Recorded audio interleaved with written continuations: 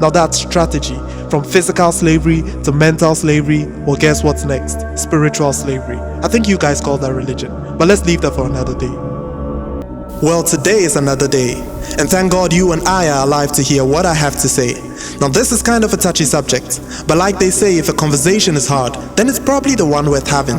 Now see, there is faith or belief in God, and there is religious practice. Religion here being a system of practice founded by man as a way to express his faith in God, which is fine if you ask me. And trust me, I'm not against any religious faction. In fact, I myself have my own affiliation. But genuinely I ask, that if your religious practice stood in the way of your faith in God, which will you rather choose? And if your religious practice stood against rightful wisdom, what would you rather do?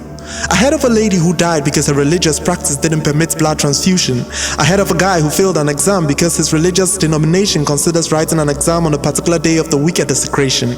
Now don't get me wrong, I don't approve of examination councils being insensitive to people's religious obligation, but neither do I encourage being unreasonably tied to certain religious notions that even when there is need for necessary adjustment, you don't see reason.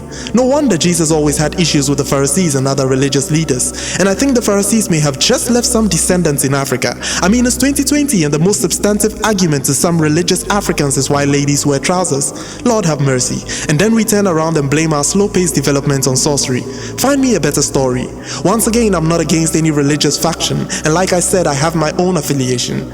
But all I'm saying is this: just don't blame God one day for the things your misguided religiousness has done to you. He has no hand in it. VitusSpeakz.